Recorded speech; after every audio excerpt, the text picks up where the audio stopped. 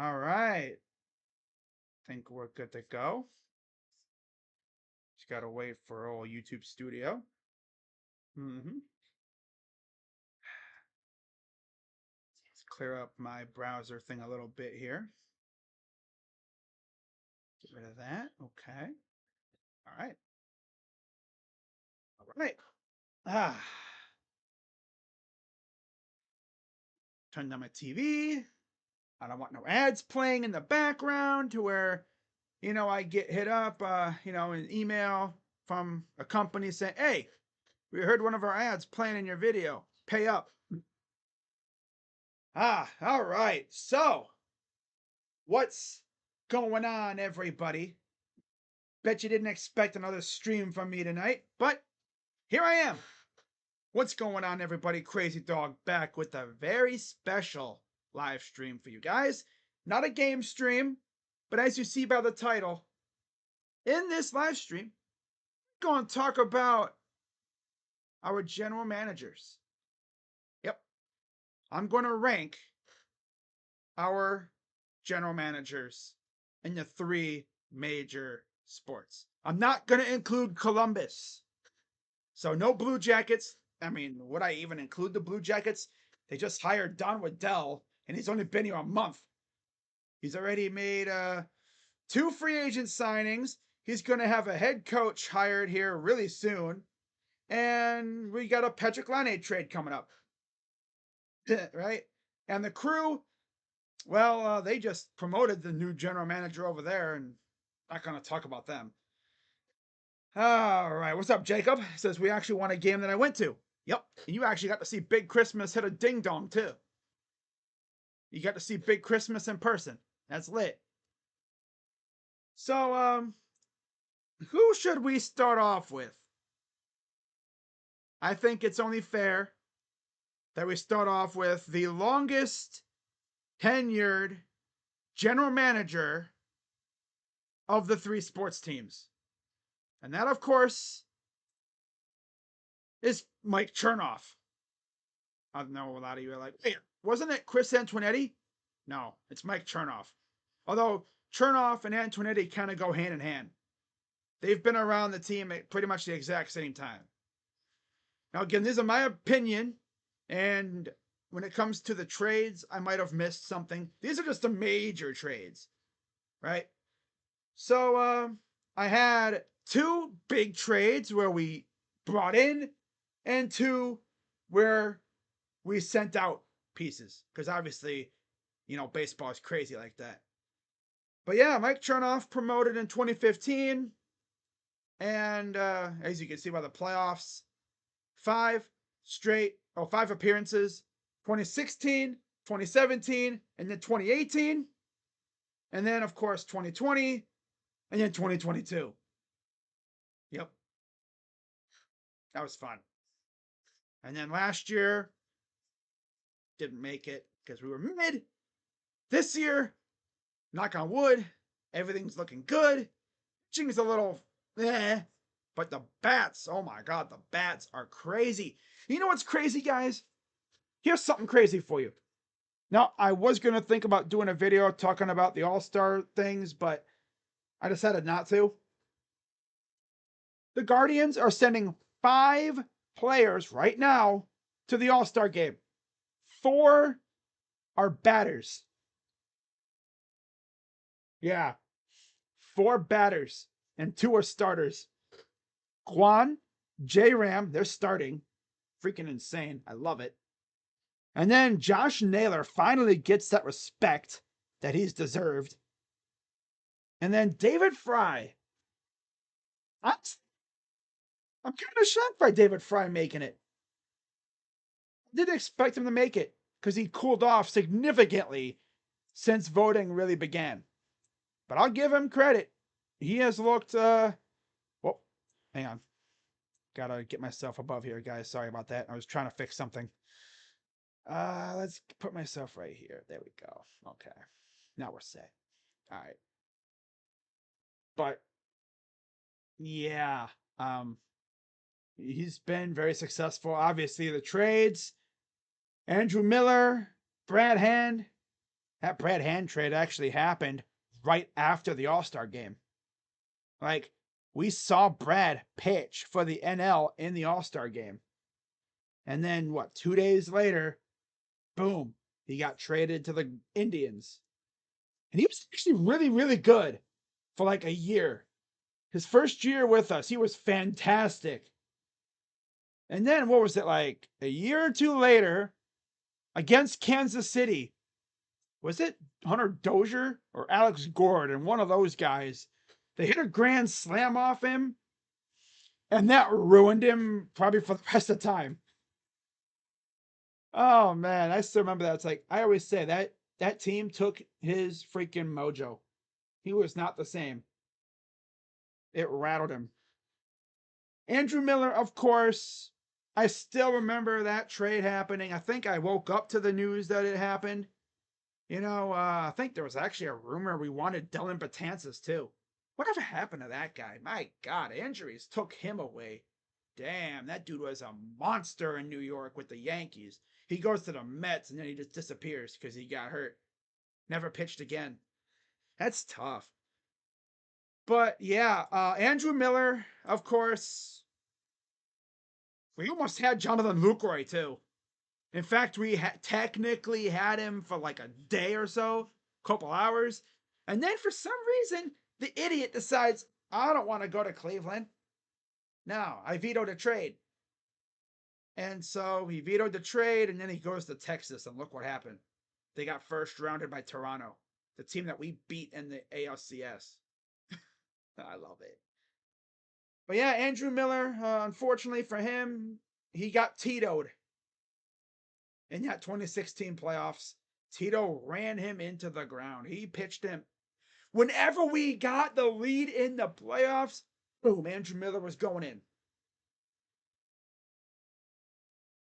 I got to give Andrew credit, though. He was a workhorse. But unfortunately, it literally hurt him for the future because his arm was just spent. We had him for, I think, another, 2 years? And then eventually he got sent off to St. Louis. I think, in free agency. Went to St. Louis. Didn't last long there, and now he retired. Should have had a World Series championship. And I will continue to say, if Carlos Carrasco, Danny Salazar, and Michael Brantley weren't hurt during that year, we might have another championship to a resume. Because we had to pitch Corey Kluber not once, not twice, 3 times in the World Series alone.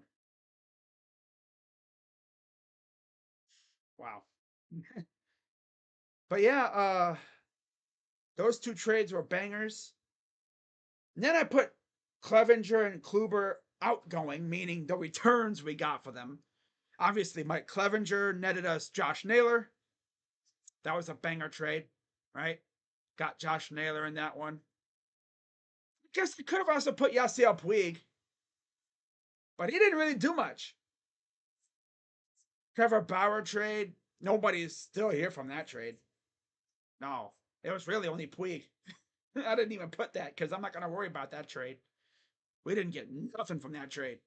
Puig came here and got suspended. Remember that? Oh my God. I streamed Guardians Astros. I ended my stream. I kid you not. 5 minutes later, I still had my software up from the stream. I kid you not. 5 minutes after that game ended, not even. Guardians traded Trevor Bauer. So I had to hurry up, get a new stream going.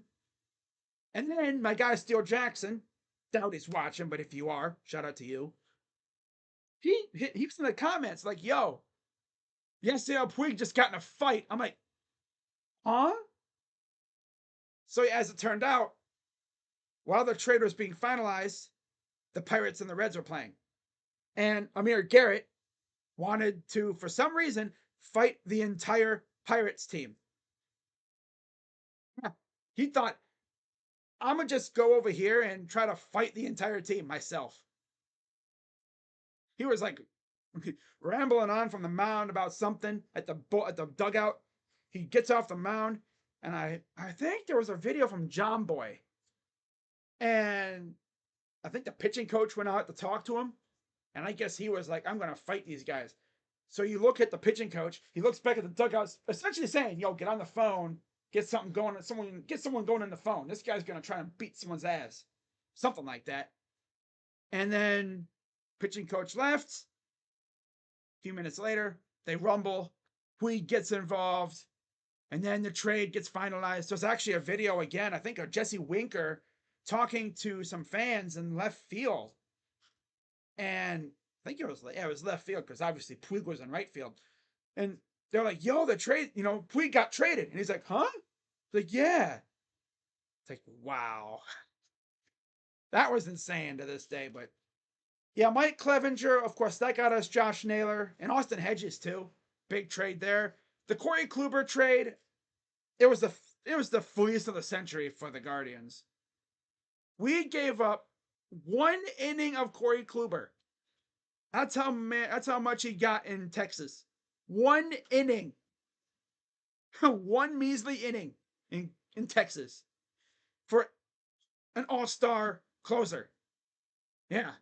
2-time all-star closer, Emmanuel Clase. One of the best closers in the league, if not the best.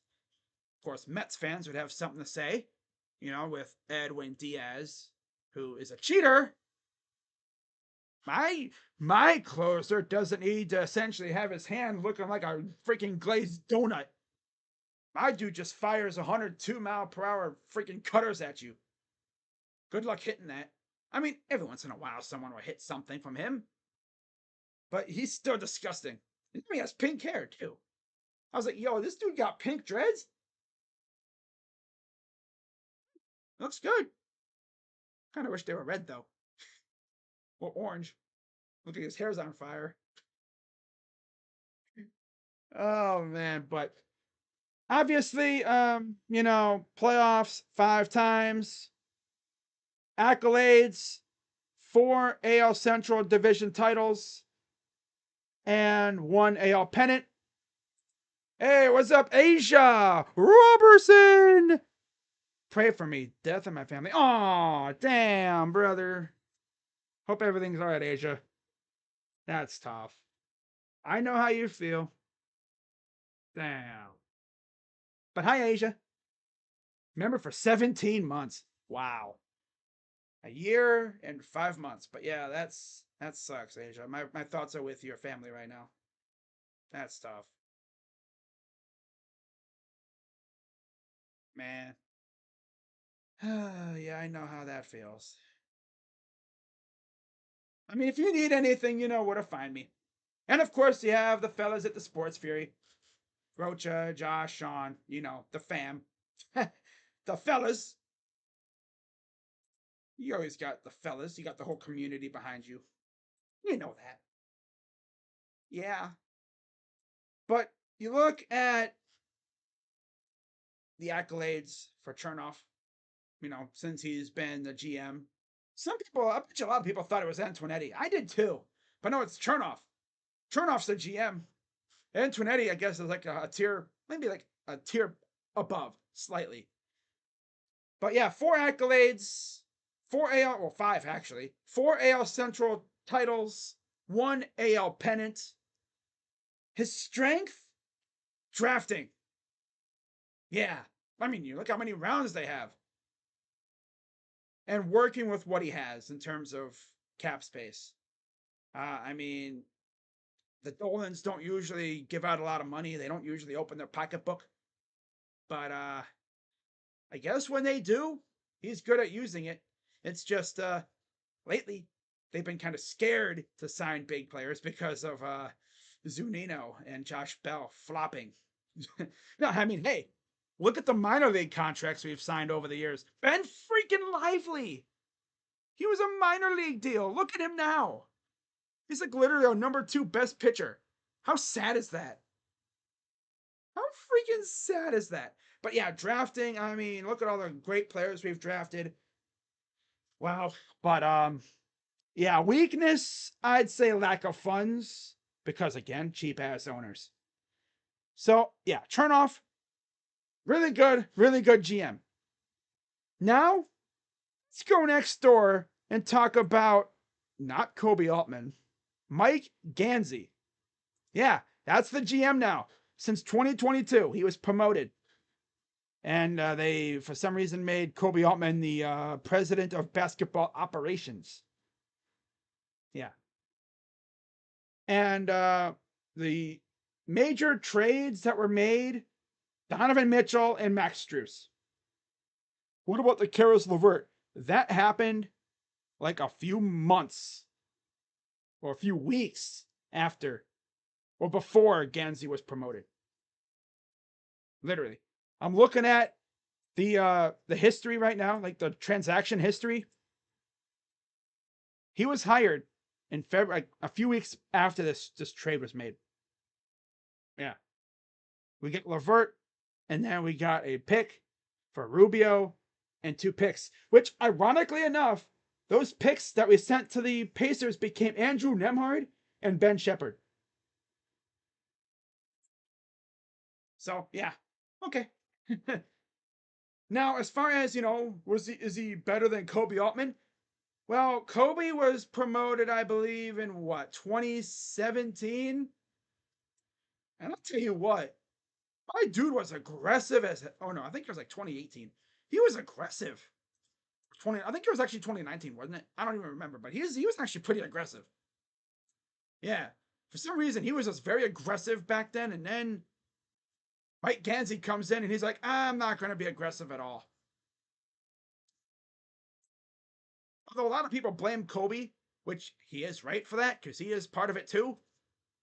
Gotta help out, man. Gotta like do work. Gotta take the wheel, Kobe. Damn. I mean, he was not afraid to make moves at all. Gansey takes over and it's like, I operate this thing. What do I do? How do I make trades? I can't do it. They won't accept my trades. Won't you accept my trade? Obviously, the highlight of the Kobe trade era was that monster deal that got us Jarrett Allen. Yeah. I'm looking at this trade right now. Let's see who Indiana, Houston technically acquired. So they got Victor Oladipo, Dante Exum from us, and the pick that became MarJon Beauchamp. From Brooklyn, they got Rodions Kurucs, the pick that became Cam Thomas, the pick that became Tari Eason, Dariq Whitehead's pick, and then the pick that became Reed Sheppard. Of course, that would go to Indiana later. And then there's like several other picks that are yet to even come up. Wow. Okay. Then you had the James Harden thing, Ironically enough, again, Indiana got Caris from Brooklyn. That actually saved his life, I think. He actually had like a health issue that was discovered during that trade, I think it was. Yeah, now that I remember. Yeah. The pick that we gave them, a 2024 second rounder, became Tristan Newton. Yeah, so it's that. And of course, he had the Porter Jr. trade after he threw a fit because we gave his locker to somebody else. And then Isaiah Hartenstein for JaVale McGee. We got Ricky Rubio for Taurean Prince. Man, if I had Kobe on the list, oh my God, he'd have so many banger trades to talk about. Oh my God, yeah. Then they had the Lauri Markkanen one that got us Larry Nance goes to Portland. And then Derrick Jones Jr. goes to Chicago. He is now, of course, with Dallas. LA, the Clippers. Wow. And then you had the Denzel Valentine and Rajon Rondo trade. Oh my God. And then we promoted Mike Gansey right after the LeVert for Rubio trade. And since that trade, we have made 4 deals. 4. One of them was during the draft, of course, Isaiah Mobley for for Alexander Vezenkov. Whoa. Ooh. But yeah, the highlight obviously is Donovan Mitchell. Yeah, Donovan Mitchell.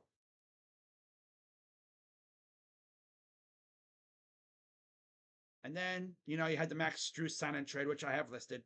And then we essentially bought Damian Jones. So what's up, Daniel? So, yeah, 2 playoff appearances, obviously, so far. And not much else to say about Mike Gansey. Strength, obviously, no accolades, no banners to talk about. Strength, he has an aggressive owner that's not afraid to spend. Of course, you have a salary cap. You have the apron system now, which might explain why we're not going hog wild in free agency. We don't want to be hard capped because then you have penalties. In the old days, all we'd have to do is just get over the salary and Dan Gilbert would have to pay a charity check. Doesn't want to do that now. And now all of a sudden, this dude's gone quiet. Like, I'm thinking, are we really going to run things all the way back? I'm blaming Kobe for it all, though, because he got us essentially in the spot mostly. Like, Kobe, take the damn wheel, man. Damn. If Mike Gansey ain't doing anything, take the damn wheel and start wheeling and dealing, man. I mean, I guess this is on the whole front office. Like, come on, you're sleeping. God, you just extended freaking Donovan Mitchell, and now you're not going to do a damn thing, huh? You're not going to do a damn thing. That's how it's going to be, huh? We better not freaking squander this entire thing. Swear to God. If it's like, if we go into September when training camp begins, right? And we have the same roster that we do right now, I'm going to start questioning our front office. Like, you mean to tell me? All right, I'm going to look at our roster again. Okay? Let's take a look at our roster. You mean to tell me we don't have a single tradable asset? Right? We have expiring contracts. Karis LeVert. George Niang could trade his stupid butt out of here. Get him out of here. I don't know why we signed him. Stupid. Oh, he's one of our top targets. Really? He was your top target in free agency? And then the thing that made me laugh last year, they got Max Strus, right? They had me thinking the Max Strus thing wasn't going to happen because it took almost a day to get it finalized, to get it going. It was a sign and trade. I heard after the trade happened that if they had not gotten Max Strus, Kelly Oubre would have been our plan B. I'm thinking, why not get both? Right? But no. I understand it, though. I'm not going to get too mad about that. Like, you have a couple expiring deals you could throw out there, right? Karis LeVert, $16 million. Right? If you really had to, you could throw a Ty Jerome, a Sam Merrill. If you really, really had to, which I wouldn't recommend that. I like Sam. I want him to stick around. And you have like a boatload of second round picks you could trade. You don't just have to trade first rounders. You have like 6 second rounders over the next 5 years. You have 2 in 25, 1 in 26, 2 in 27, 1 in 28, and 1 in 29. And you can even throw in a first round if you really, really had to. I don't know if you really want to do that. Unless you can get a third team in there to maybe drop a first rounder, take the burden off. I don't know.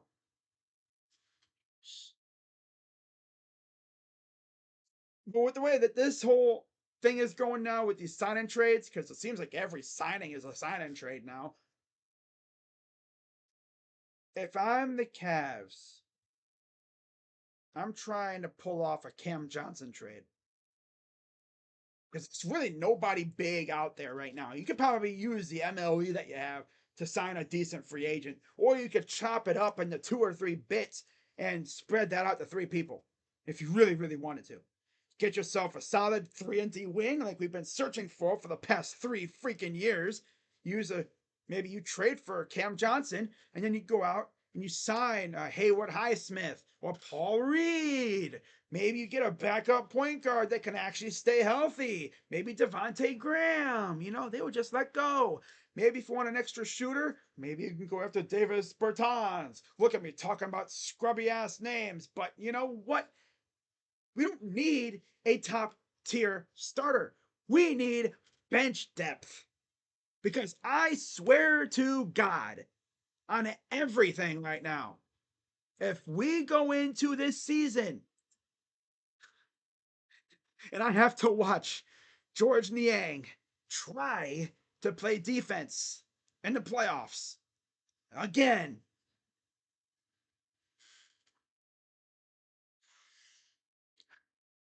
I'm going to start questioning how much these guys really want it.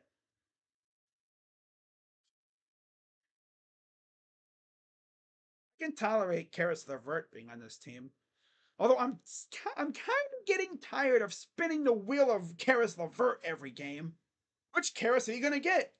Are you going to get the Michael Jordan Karis LeVert that goes off for 35, 10, and 2 or something?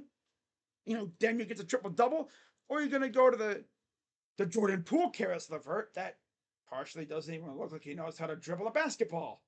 And he just shot chucks half the game. It's freaking stupid. Like, I don't know why I do this to myself. I expect us to make some moves, improve the roster, try to improve on a second round exit. Someone said on Twitter earlier, they're right. We took Boston to the limit. We got 51 wins. That's their excuse. Fine. We were injured. We took Boston to the limit with an injured team. Let's see what we do fully healthy and a new coaching staff. I love the coaching staff, by the way. And I tell you what, they are so damn lucky. And he got a damn good coaching staff right now. Because if they didn't even have that filled up, I would be questioning again if they want it like that. Like, do you even want to be the GM? Like, you do know you can sign guys to like smaller deals, right? Not everyone has to have this monster contract. All I need is bench depth. Guys that can come off the bench and contribute. That's all I need. Maybe you trade for Cam Johnson and then you send off a couple pieces and then you fill those spots with good contributors off the bench. Especially because I think Kenny Atkinson likes to have a little pace to his offense. Could you imagine George Niang's fat ass trying to run around, keep up with the pace? That dude would be tapping his head out. He wants out after 5 minutes on the court. Guys would be running up and down the floor, and he'd be still, hey, I'm coming. He's so slow. Oh my God. Didn't even do anything in a JB defensive scheme. Like, what the heck is going on? Stupid. Stupid, stupid, stupid, stupid. Look at this. I'm doing a GM thing and I'm over here ranting about the Cavs. What they do to me? To me, man. Why? Every time I check Twitter, I have notifications for Shams, Woj, Chris Haynes, and I think a few others turned on. Every time I see that little blue circle with the number 1 in my notification bar thing, and I see the notification bell thing up here on the very top that says no new post notifications from NBA Central in them, I always click thinking, is it going to be us? Is it going to be us? Is it going to be us? Is it going to be us? Nope. The only ones that have been about us is the new coaches that we've hired. And I like their staff. They added one of Donovan Mitchell's best friends from Utah in the Knicks, Johnny Bryant. Yep. So that's cool. Brought in Johnny Bryant. I know we interviewed him for a head coaching job. That's another. I think that's one of those guys that they were talking about how they interviewed guys that some people thought they might be interviewing for the head coaching job. I think they interviewed for the assistant job. They brought him in and they would evaluate to see if they would fit as an assistant. And I love what we've done as an assistant coaches. I love that staff so far. Then how about this, guys? Here's an idea. Fix the bench. Fix the damn bench. Right? Like, what I love about this new thing called Salary Swish, which is actually its own thing now, I guess, because Cap Friendly is no longer around. I guess Salary Swish is its own thing now. Okay. It's pretty cool. But I'm looking at our team right now. And it tells you like how they were signed. We signed 3 players using the MLE. Craig Porter, Sam Merrill, and George Niang. And then we gave Evan Mobley that rookie scale contract. He's due for an extension any day now, I think.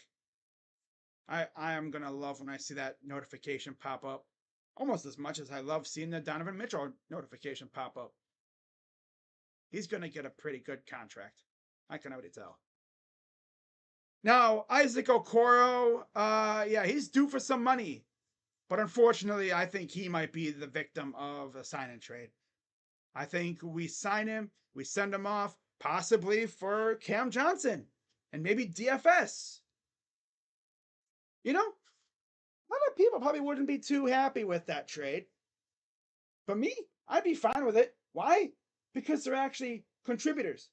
Cam Johnson, he's actually pretty good. Watched a little bit of tape on him. He can actually defend pretty well.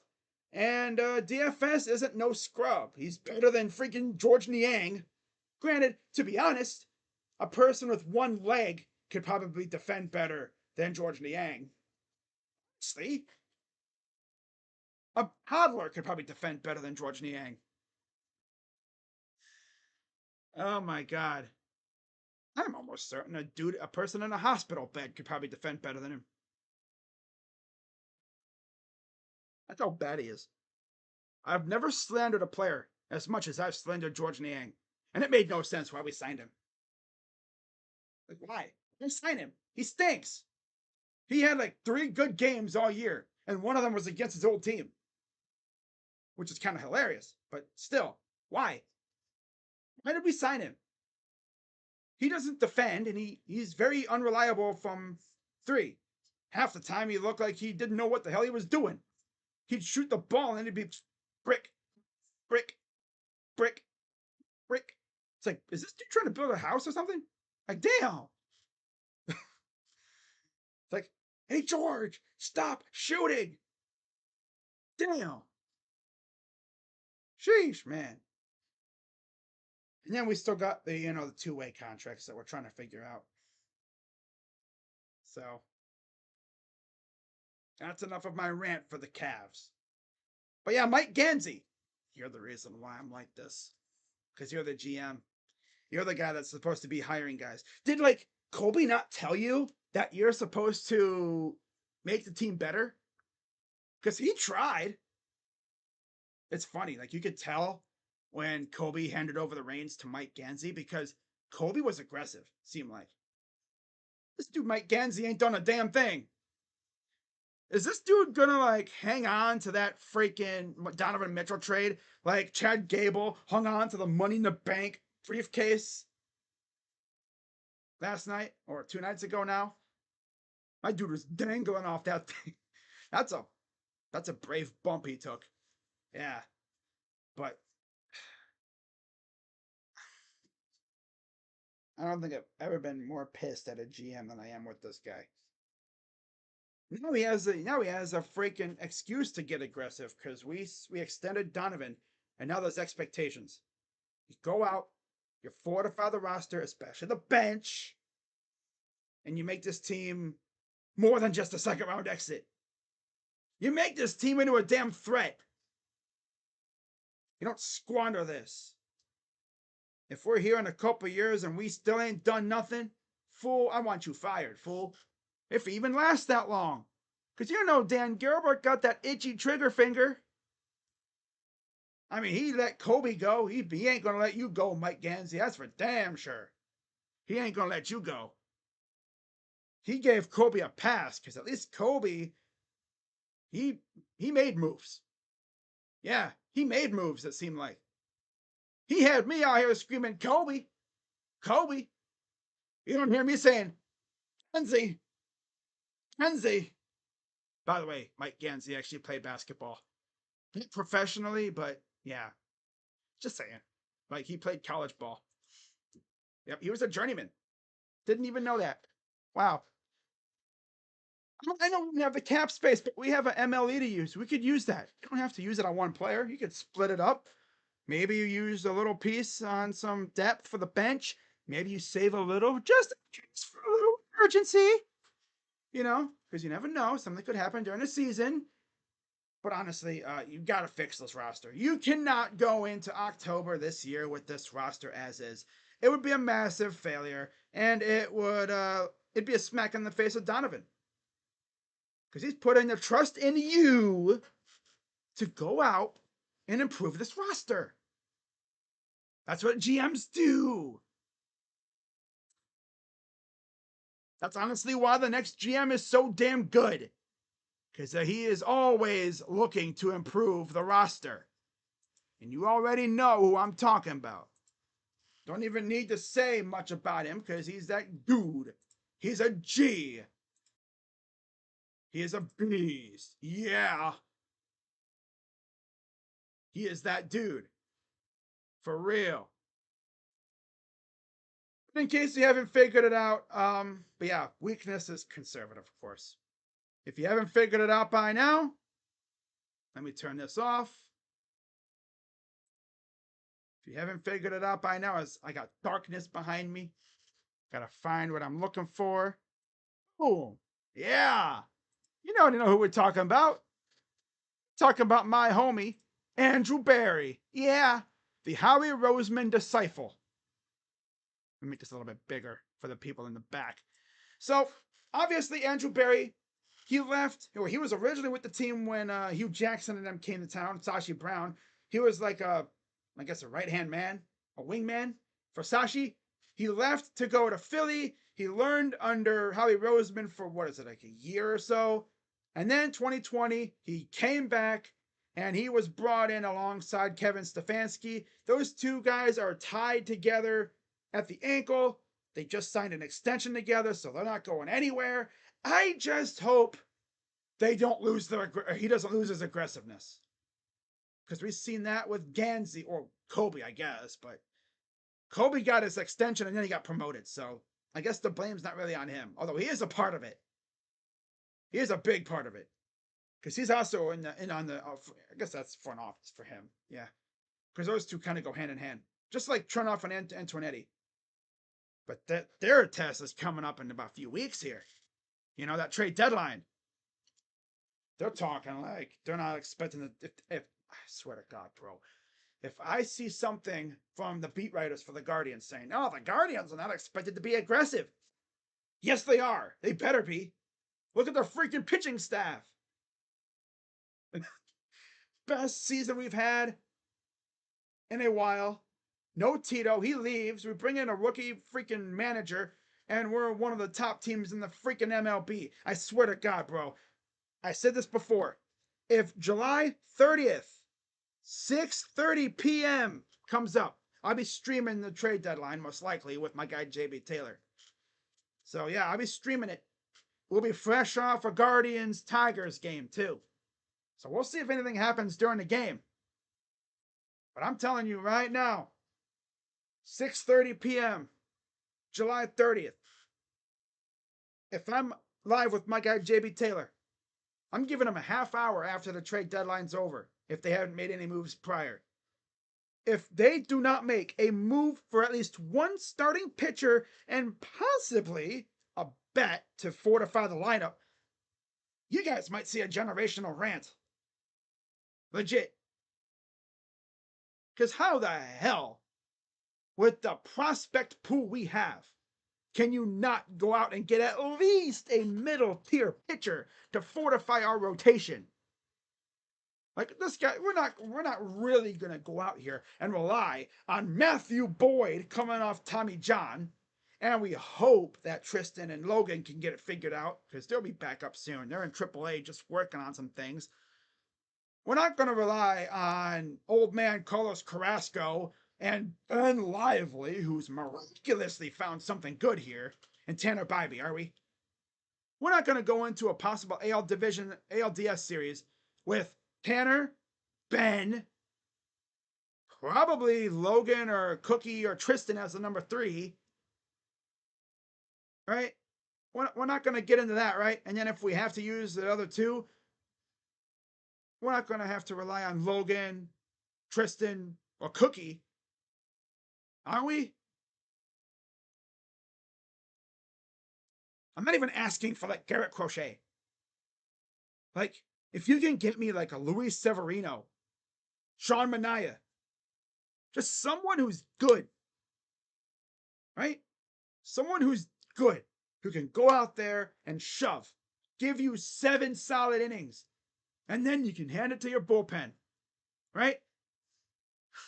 You don't need a Garrett Crochet. I'd love it, but we don't need that kind of guy.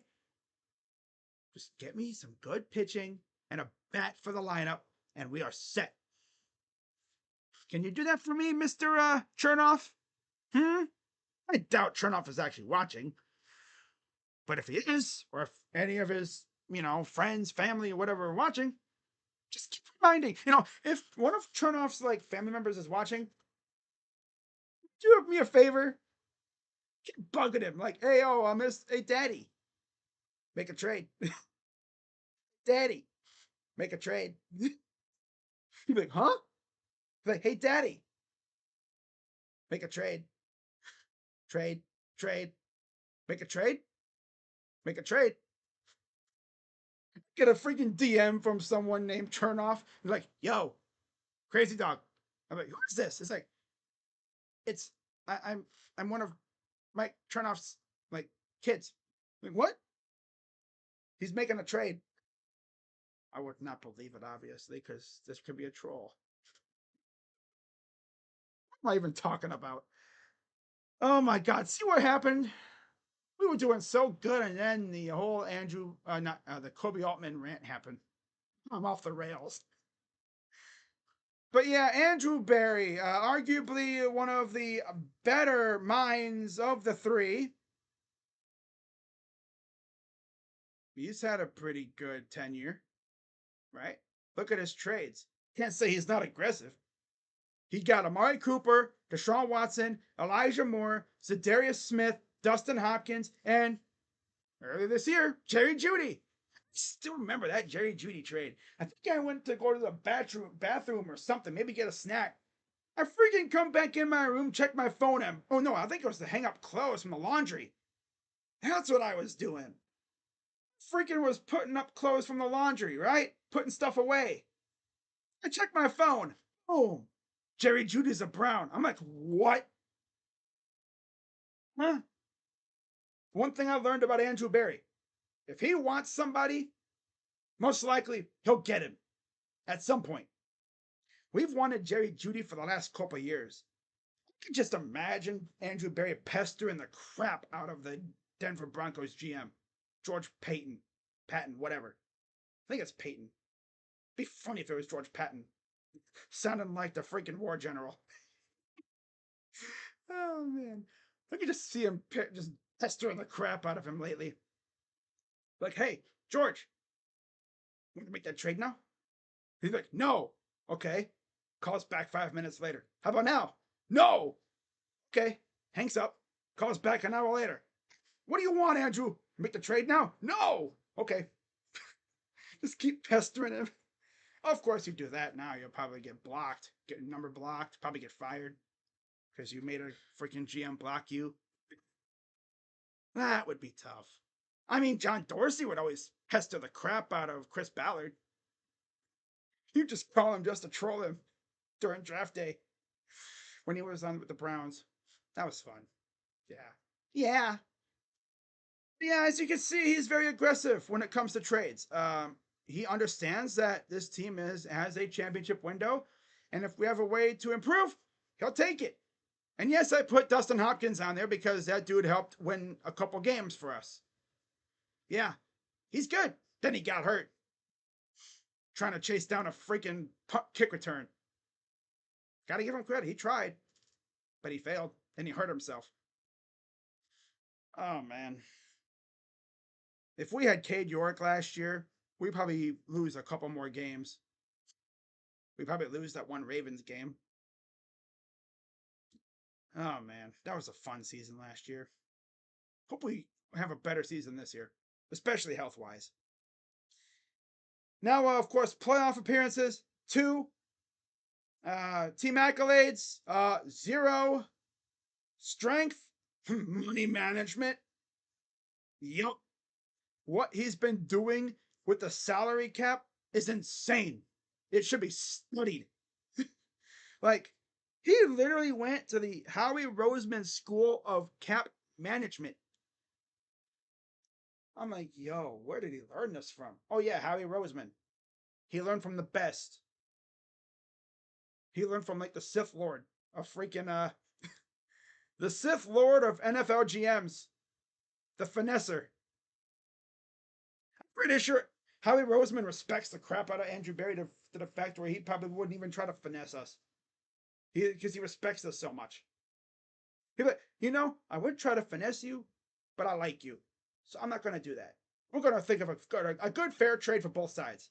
Of course, we haven't really made a trade with the Eagles in a long time. So, yeah. Yep, of course. Yeah, weakness. And it's not really much of a weakness, but I'll say drafting. Although I will say he has found some gems later in the rounds. But early rounds, I mean, he's had some bangers and some flops, but he's all right. I wouldn't even put it as a weakness. I'd say a semi-weakness. That's not even really saying much. He's been pretty good regardless. Yeah.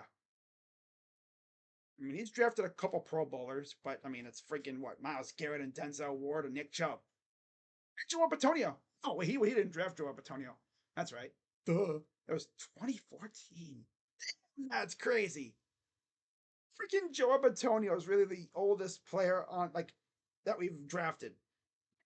It's insane. And the sad part is, Andrew, not Andrew, Joe Bitonio is probably like a year or 2 from retiring because his back is starting to act up. You could just see it. Like, my dude did not miss a game for like 4 years. I think there was a couple years where he had like a foot injury.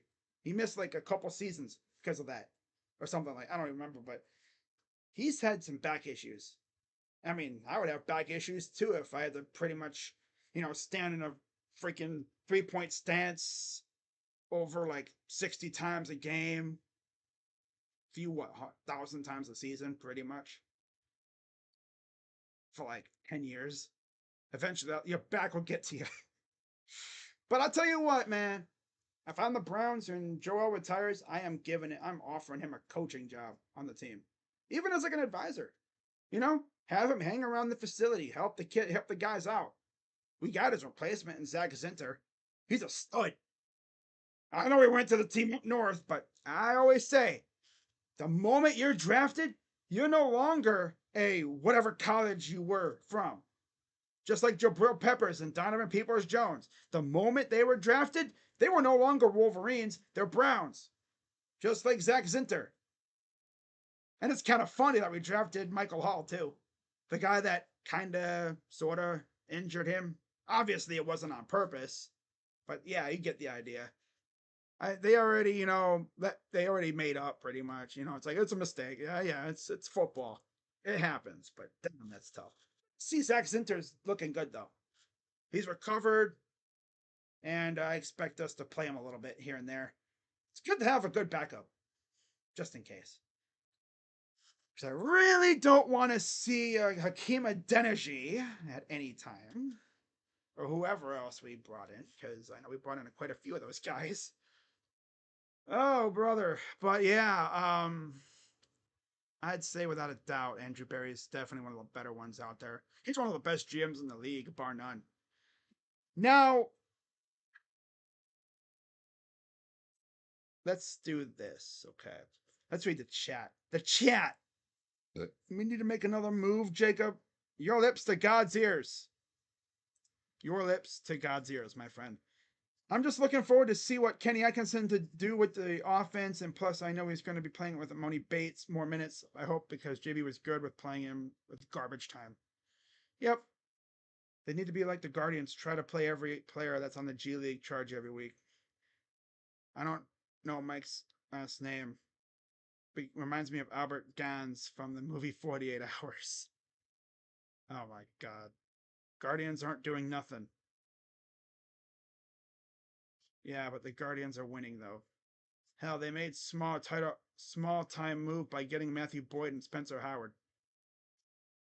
Luis Severino would be good. Yeah, Severino would be good. Yeah, considering the Guardians' $2 payroll.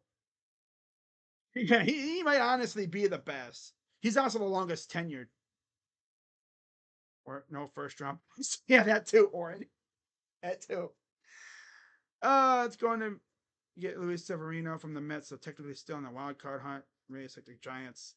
It was kind of hard to fight them off, hard pressed for that wild card. Thing is, though, they got pitchers coming back.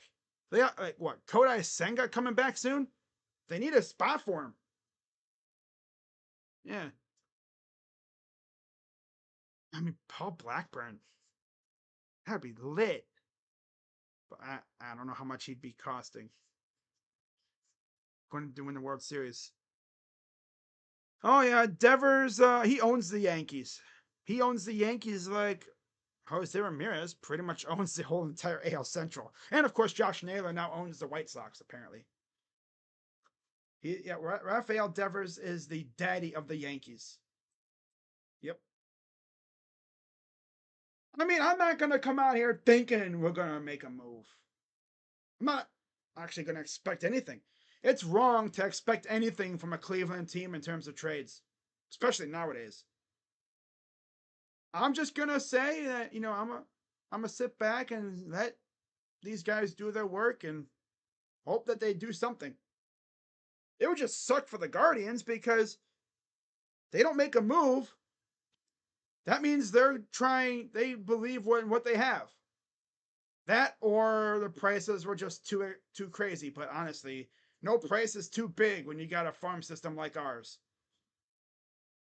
Can't be hugging prospects because we've seen how that works. People got mad when we traded Clint Frazier for Andrew Miller, and look how that turned out. Andrew Miller was one of the best relievers in that 2016 postseason, if not the best reliever. And Clint Frazier, well, he lasted, a few more years in the league, bouncing around from team to team. He ain't nothing now. It's hard to say. I mean, prospects are prospects. You don't know what they're going to become. This team has been playing locked in baseball for real. Forget all the other stuff. No moves at all. Yep. Anything's possible. The Rangers won the World Series. Yep. Speaking of the Rangers, I guess something came out talking about that they could possibly trade Scherzer, Heaney, and Lorenzen. And I'll tell you what, if Heaney is available, I'd take a look. Same thing with Lorenzen. Scherzer, no. He has a no trade clause. He ain't going nowhere. But would he want to come to Cleveland, though?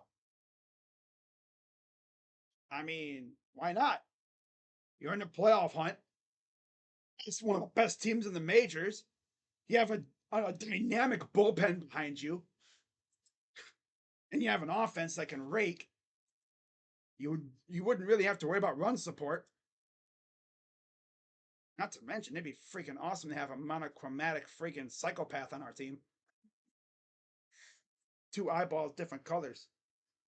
That'd be nuts. Nah, but I'm not expecting too much out of the Guardians, honestly. I want us to make a move, but I'm not. Am I expecting a move? No. I would not be shocked if 6:30 p.m. came on July 30th and the Guardians did nothing. But I want us to do something. Will we? Don't know. Understand why fans throw the home run ball back on the field. It doesn't make sense. It's like a riot. It's a thing that these teams do. Visiting team hits a homer, they throw it back. Because nobody, you don't want to keep a home run from an opposing team. Although I wouldn't throw it back, I would give it to a fan of the other team. I'd be nice. I'd be like, you want this ball? And then if they say no, I'd be like, okay then, yeet. Throw the ball out, throw the ball in the field. I just drop it and wait for someone else to pick it up. I don't know. I go, hey, here comes a ball, yeet. Throw it behind me and it conks someone in the head and I get arrested. But now to wrap up this stream, here's what I'm going to do. I'm going to give my final ranking of the general managers. So, that being said, we're going to start off with number 3. Who is the third ranked GM of the 3? Essentially the worst of the 3. I'll say, Mike Gansey. Why? He's he has the shortest tenure right now, and he really hasn't done much. He is living off that Donovan Mitchell trade. Like, all he's done in terms of trades, Donovan Mitchell and Max Strus. That's it. Enough said. Number 2, Andrew Berry. Now, again, he hasn't had a first-round pick in a couple years. And hallelujah, we have one next year. But we'll see if we use it. Probably won't. Probably trade it. Because he's aggressive like that. He said instant picks.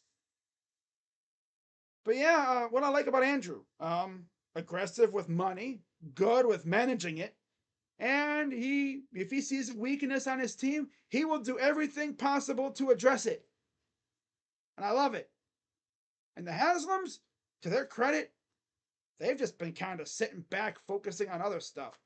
They're focusing on getting that new stadium thing passed or whatever, get that situation figured out. Not to mention, they got a soccer team to pay attention to as well, and the crew. And Jimmy Haslam is a part owner of the Milwaukee Bucks, in case you guys didn't know. Ironically, since he became part owner, the Bucks haven't really been that great, which is hilarious. Oh, man. He'll trade it. Do you think we win tomorrow? I think so. I think so. I think so. Now, obviously, by system of elimination, you know who number 1 is. It is the longest tenured GM of the 3, and he's done the most with less. That, of course, is Mike Chernoff.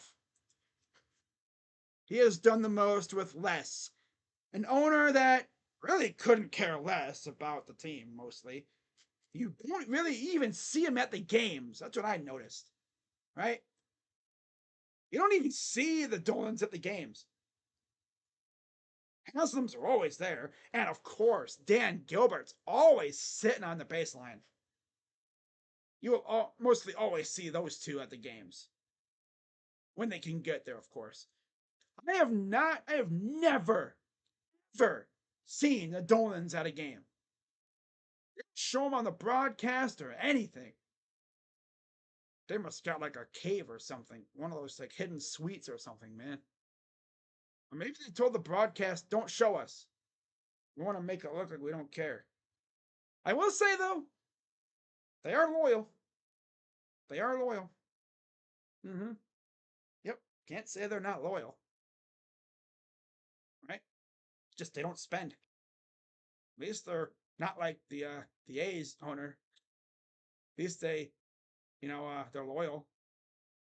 They keep up with the stadium. They're still renovating it. Nice. They extended the lease. They're not going anywhere. I just wish they could spend money. And it's funny too, because I actually saw that, I guess the brother or something is a politician. I'm thinking, you know how you can essentially guarantee that your brother gets in office? Spend money. Yeah. You make Guardians fans happy, they will make your brother or whatever. He could run for president. If the Dolans spent money and made this team really good, extended players, signed good free agents, they'd make that dude freaking president of the United States. But no, that's not gonna happen. No. But it is funny though. A lot of people have a theory that the money that they're making from these sellouts and stuff, because I tell you what, we've had like 7 or so sellouts so far this summer and stuff. It's crazy. I love it. Every time I see a beat writer talking about the attendance, they're talking about like 30,000. In fact, I'm going to look up the attendance lately here. See how many games we've had at home that have been like damn near sellouts.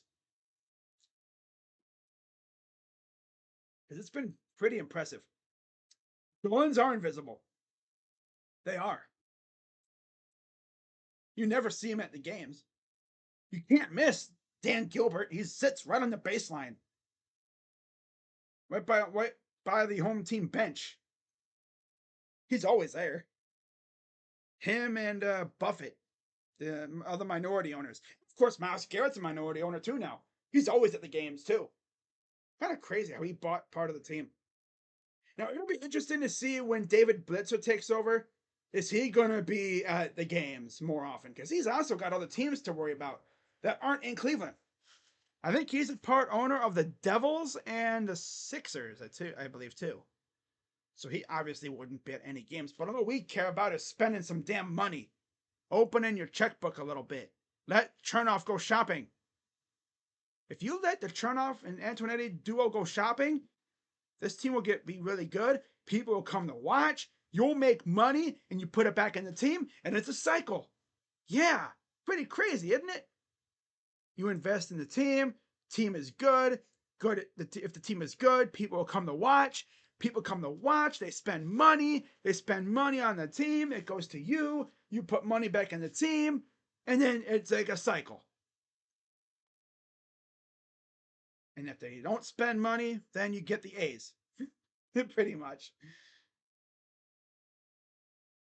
They could release Arias. All he has is a strong arm.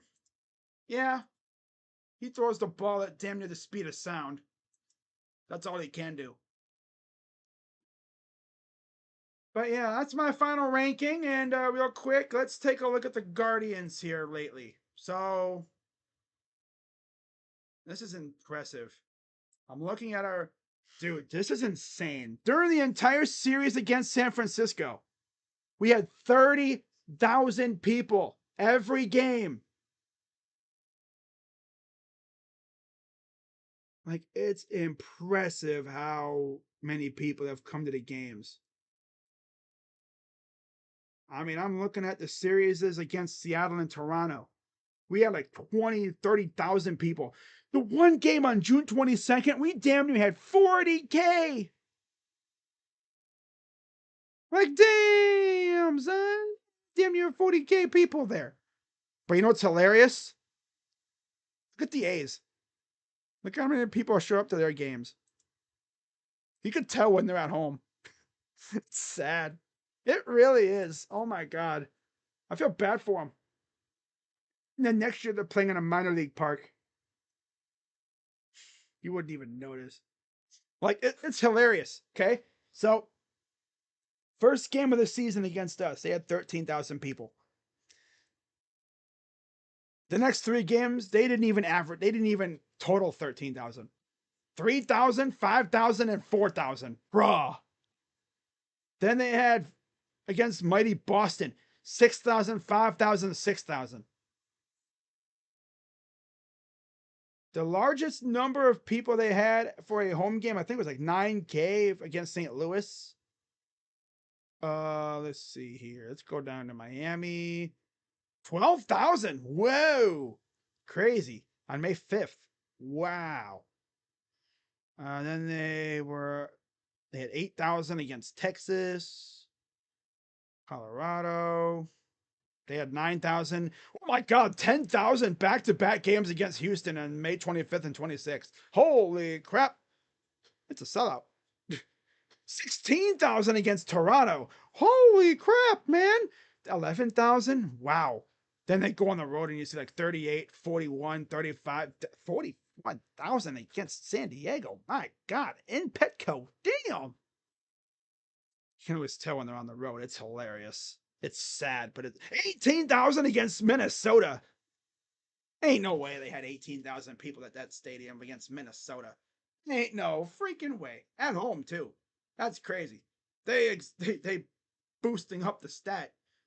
14,000 against LA, 11,000 against LA against the Angels. That's expected. They're coming off a game where they had 14,000 people against Baltimore. So they're getting decent attendance at times.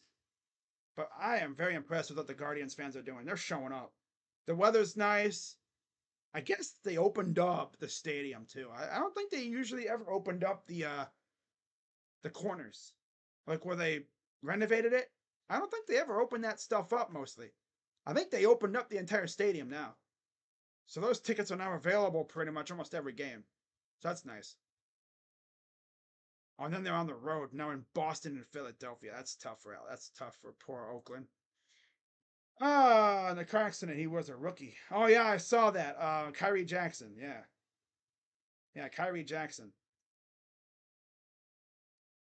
Yeah, there was like two other football players too. I guess the one woman, I guess the female or whatever. I guess she had a Twitter and she was always talking about how she was drunk. It's like, what the heck, brother? What is going on? But yeah, it's sad to hear about that. I woke up and I saw that. I was like, no, man. He was a dog in college too.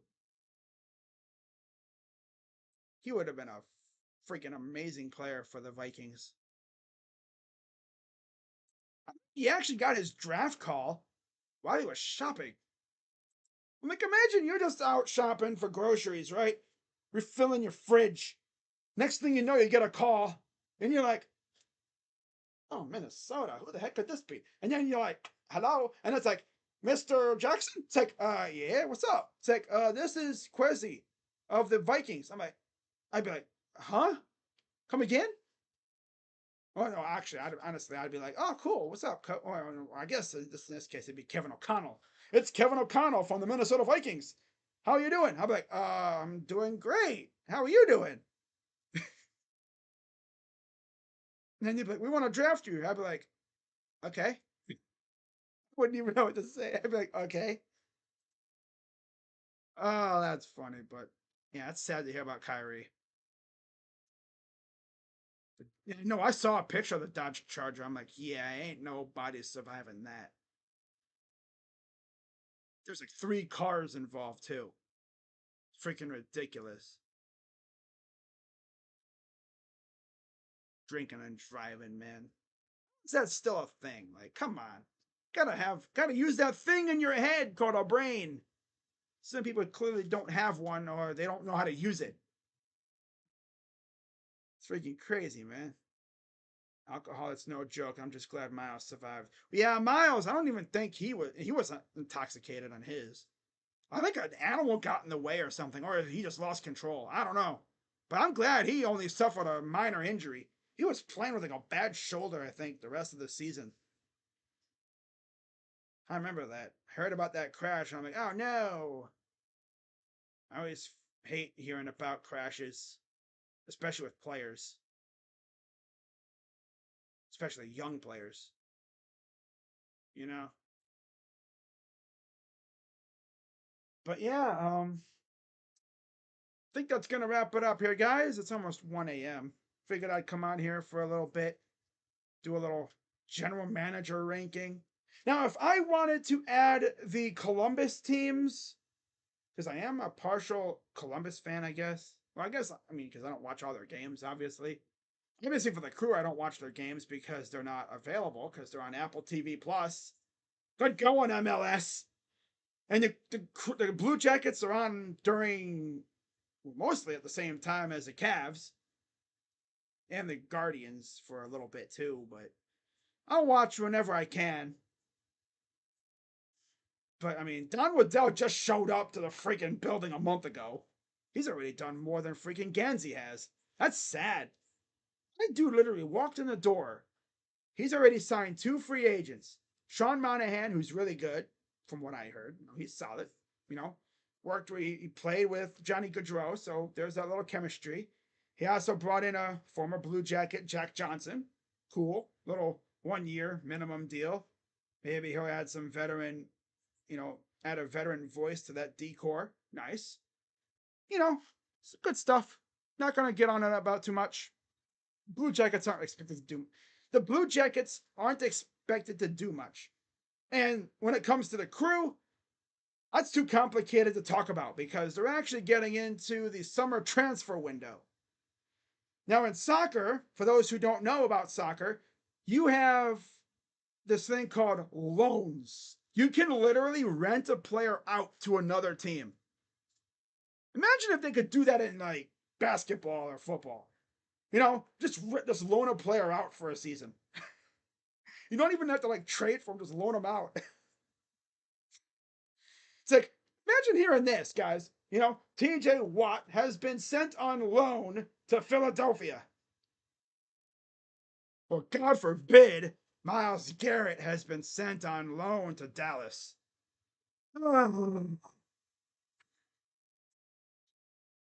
Oh man, yeah, after alcohol, just smoke some trees. Or how about neither? Noella's gonna be a monster. You mean Big Christmas? Oh hell yeah. Yeah, I can't believe the 4th of July game was my first game that I went to all year. Damn, what a game to go to. Wow. But yep, that's gonna wrap it up here, guys. I'm gonna get ready to hit the hay and hopefully wake up to some Cavs news tomorrow. Be really cool to wake up to a trade or a free agent signing, but I should just stop thinking about it. Maybe when I'm not thinking about it. Because honestly, it's just getting on my nerves. Especially because all the other teams in the East are getting better. In fact, before I leave, let's see what the other teams in the East have done. So let's go to the standings. I'm going to go through all the teams in the East that have made a move so far that I know of. All right. Boston, they've mainly just brought back all their players. They're a champion. They're like the champions. They don't need to do anything at all. Knicks, Mikal Bridges. Enough said. Bucks, have they done anything? Small moves, I'm pretty sure. Yeah, small move. Cavs, oh, they extended Donovan. Nothing. Magic, yeah, they got KCP. He's solid. They also brought back a lot of their other pieces too. Pacers brought back Pascal Siakam. I think that's it. That's all they've done. Sixers added Paul George, added Eric Gordon, brought back a couple pieces as well. Heat, Alec Burks. Hey, yeah. They. Oh, by the way, the Sixers also signed Caleb Martin too. Almost forgot about that one. Yeah, they're signing him. So, I think the only team that's not done anything like that's had a worse situation than the Cavs is the Heat. Yeah, that's tough. Bulls, well, they just got rid of DeRozan. They're not even trying to be good, so I'm not even going to talk about them. Hawks, same thing. Nets, same thing. Stinky. Stink. Give us Cam Johnson. You stink. Raptors, they're probably going to be mid at best next year. Hornets, stink. Wizards, ass. Pistons. I mean, they did hire JB Bickerstaff. They brought back Tobias Harris. They extended Cade. They did some other small stuff too, I'm pretty sure. That one in yeah, Malik Beasley. That's right. So they're trying to be decent at least. We'll see if it works out for him. But all I can't wait for is when we play the Pistons next year and we're beating them, right? And there's a foul call made on them, or there's a foul called on the Pistons, and they show JB arms crossed, bald ass head, looking at the ref, giving him the stank eye, yelling at him because that's all he did, right? Or like in this, maybe there's going to be in a situation where we're running up and down the court like a track team, and their guys are just getting ran right past, and this dude's like yelling at the guy, yelling at the refs more than talking to his team. That's exactly what he would do. He would literally, there would be a foul called on us, and this dude would spend the next minute or so just berating the ref. Some of the players, I think, actually had to get him back focused on the team. Like, hey, we're over here, buddy. What are you doing? Stop talking to the damn ref.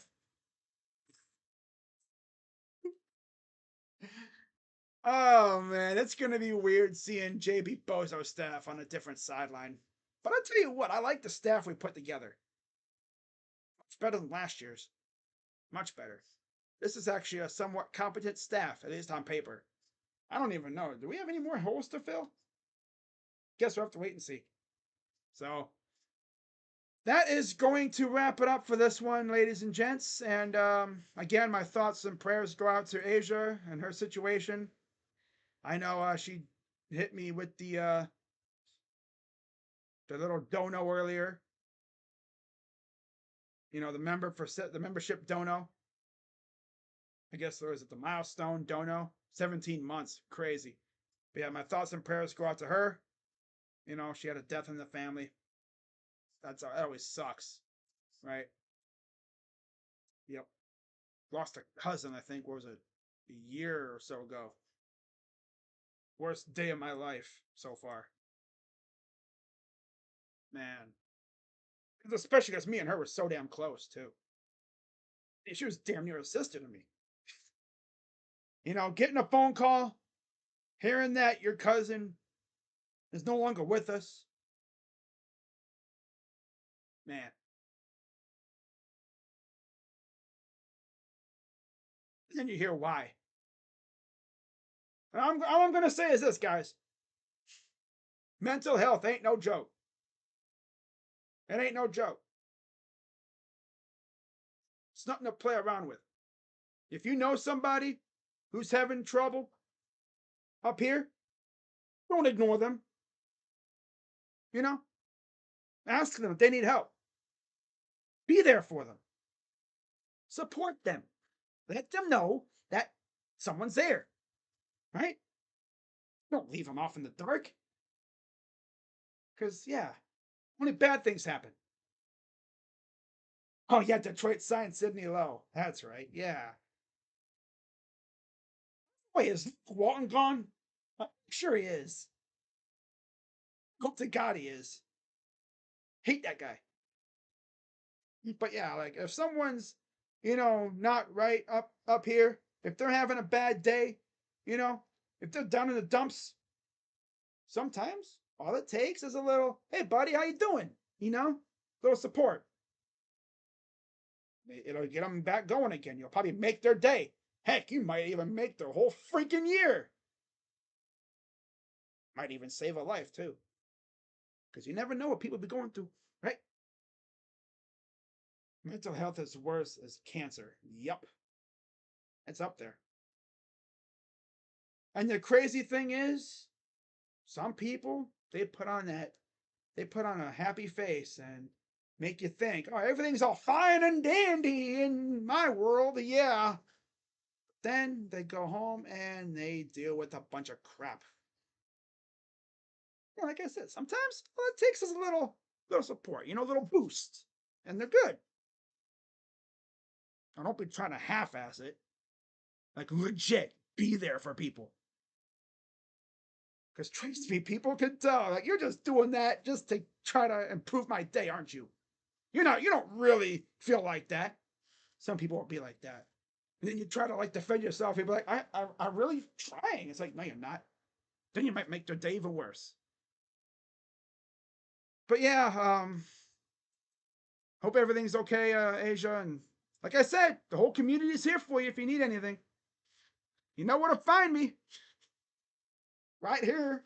Yeah.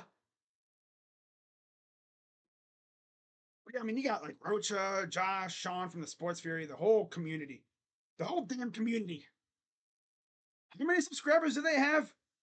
Well, 200, something like that. Literally, I don't even know how many subscribers they have now. God.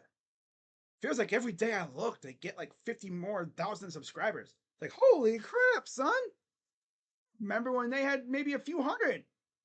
They hit 100K subs during the bubble. And I'll tell you what, looking back at it, I kind of wish I streamed bubble games in the NBA. Because my God, my dude freaking Rocha Entertainment had his own channel. He was right around 16-ish K, I think it was, before the bubble. By the time the bubble ended, he was like almost where he is now. Because people were stuck inside and they had nothing to do. So I mean, hey, you know, that's a good way to get your channel going, right? I should have taken advantage of that.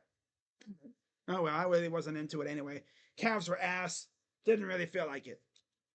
The Cavs were good. Man, who knows what could have happened. Let me look at their channel real quick.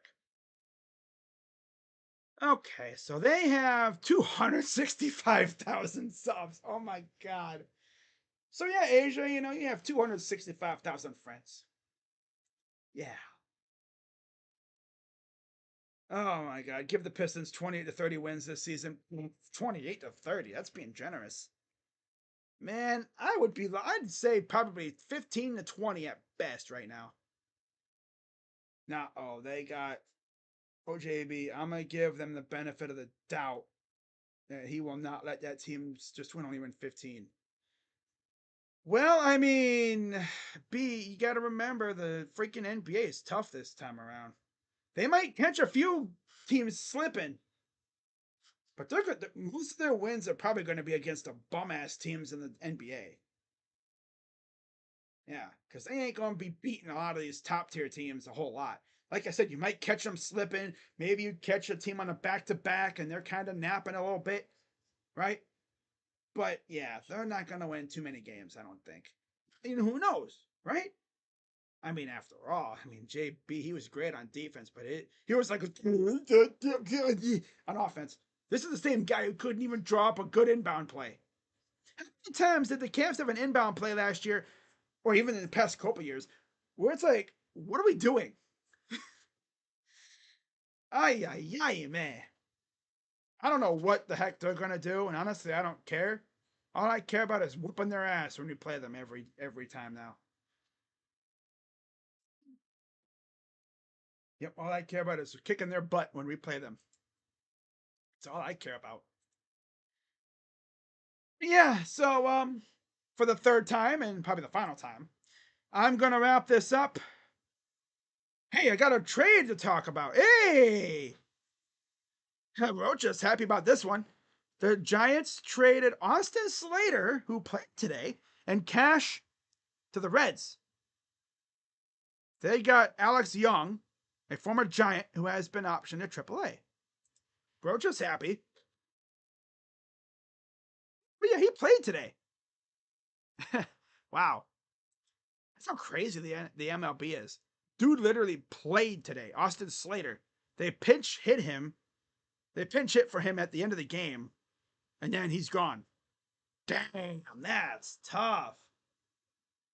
Who are the Giants playing next? Let's see. I know I'm just keeping this going, but I just really want to see because that's crazy. I know I reacted like, oh my God, it's a big trade. No, it's just a small ass little minor league thing trade. Stupid. Oh, that's funny. Wow.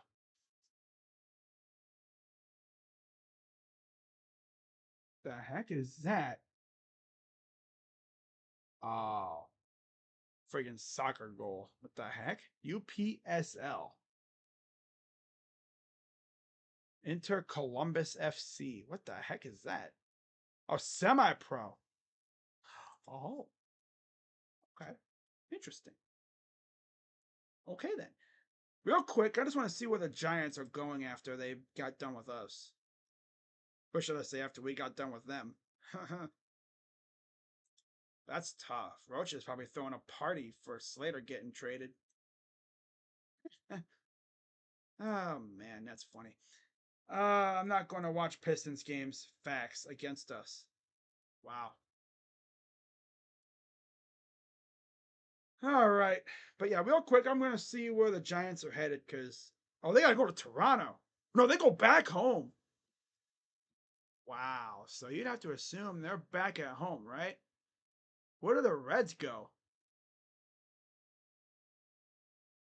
Because imagine Alex Young has to get off the plane and go back to Cincinnati. Because that trade just happened. Yeah, that trade just happened today. Like not even an hour ago, I don't think. Let me see. Rocha did this kind of stream for his general managers. He'd have so many accolades, it's crazy. Yeah, that happened just half hour ago. Wow, Austin Slater and Cash to the Reds. That would have been funny as hell if it was the Guardians. Join the Guardians like freaking Spencer Howard. You bum. Oh, they gotta go to okay, they're hosting Colorado. Oh, damn, son.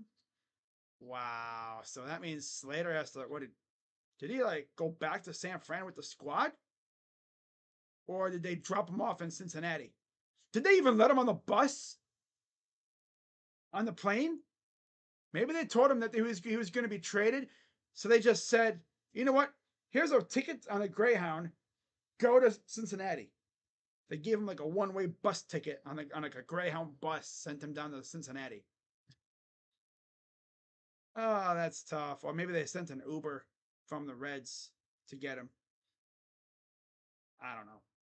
Oh well. So, yep, I'm gonna wrap this up, guys. And Roach just like, thank you, Austin Slater, for the 2021 season. Dude was a pinch hit machine that year, but glad he's gone now. Damn, Rocha, that's how it is. That's how it is, Rocha. Dang, son. Oh well. Off day. Oh. Oh. Wait, let me see something here. Makes more sense. Okay. That makes sense. Okay. But like I said, I will be live tomorrow for Guard. Well, I don't think I've said this yet. I'll be live for Guardians and Tigers tomorrow. So we're going to see Big Rig back on the mound again. Hopefully he looks better than he did it first time. Yeah, the Reds face the Rockies. Okay, so the Giants do not play tomorrow. So they're probably back at home. So I'm guessing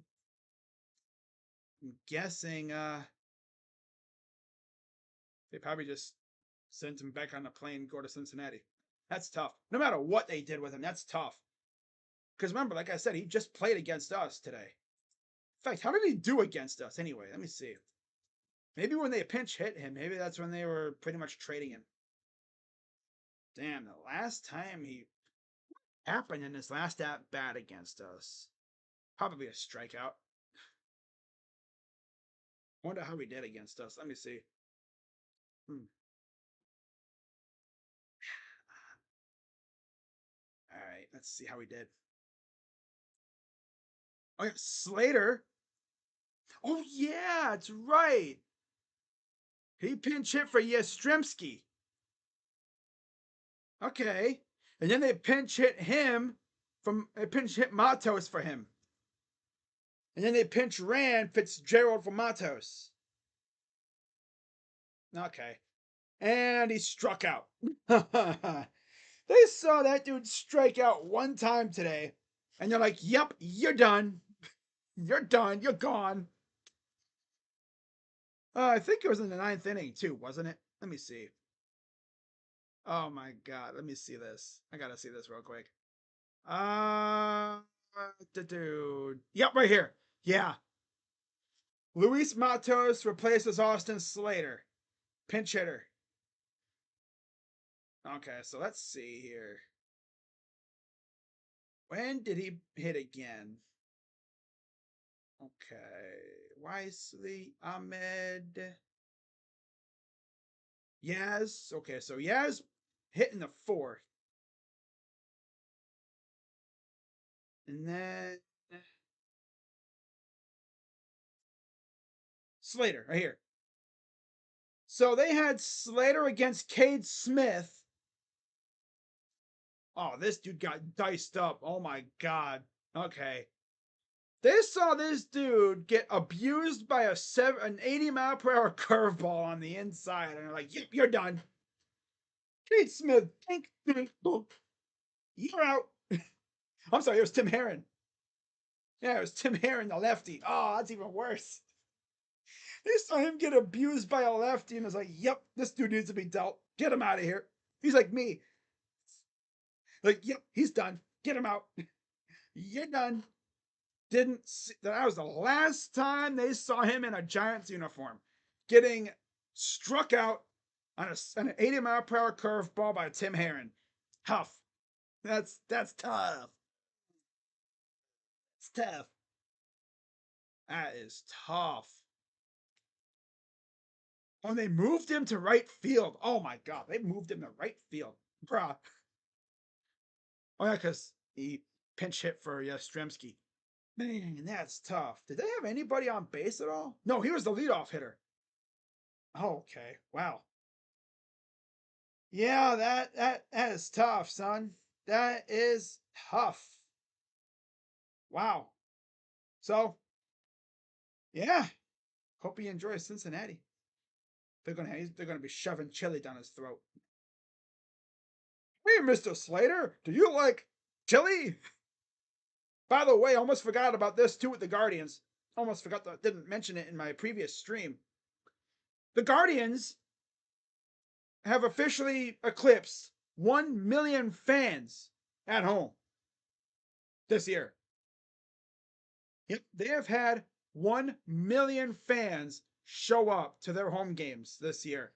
And it took 41 home games. Halfway through. Much halfway through. Yep. The quickest Cleveland has drawn 1 million fans since 2008. And I'll tell you what, love to see it. Love to see that. So, on that note, I'm going to wrap it up. And I will see you all tomorrow for Guardians and Tigers. So, have a good rest of your night or day, wherever you may be residing, because I know a lot of people that watch my stuff, they don't all reside here in the United States. Some people reside out in the far reaches of the Pacific. Some people reside in Europe. Some people reside in Canada, Mexico, maybe South America somewhere, I'm sure. Hola. Oh, man. But yeah, I am gonna head out, and I will see you all for Guardians and Tigers. And we get to see Big Rig back on the mound. And hopefully he doesn't look as bad as he did in his first game. Because if he does, then we might be in trouble. I mean, after all, he is facing a bona fide AAA lineup in Detroit now, apparently. So we'll see what he does. Hopefully we see some good stuff out of him. And Mike Chernoff, the countdown is officially on for you, bucko, because as of today, well, 3 weeks from tomorrow is the trade deadline. And I'll tell you what, the moment that All-Star game is over, when that final out is recorded, the clock officially starts ticking just a little bit faster, because now you don't have that morality thing of, yeah, we're not going to trade for a star player before the All-Star game. Give them a chance to play for their team one final time.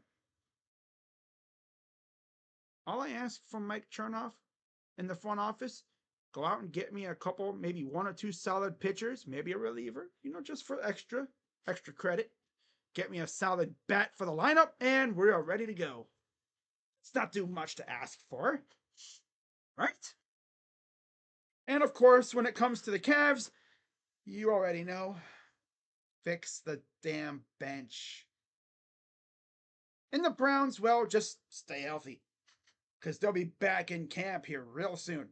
And that means my training camp position preview videos will be back, I think, next week already? My God, because they're going to freaking, they're coming out here in my neck of the woods again. Going to the Briarwood. What the heck is the Briarwood? What the Greenbrier? Yeah, they're coming out here again. So that'll be fun. But Amtrak to Cincinnati. True. He's on a train. They put that fool on the train. But I will see you all tomorrow for Guardians and Tigers. And maybe we'll get some news about some free agents or something. That'd be cool. Yeah. See you guys tomorrow. I'm Crazy Dog. Let's go Guards, Cavs, Browns, Buckeyes, Blue Jackets, even the Crew. Because the Crew are cooking right now. Yeah. So with that being said, I'm Crazy Dog. And I'm out. Bye-bye. For real. Yeah. Get me some freaking good players. Looking at you, Turnoff and Gansey. Kind of ironic how the two G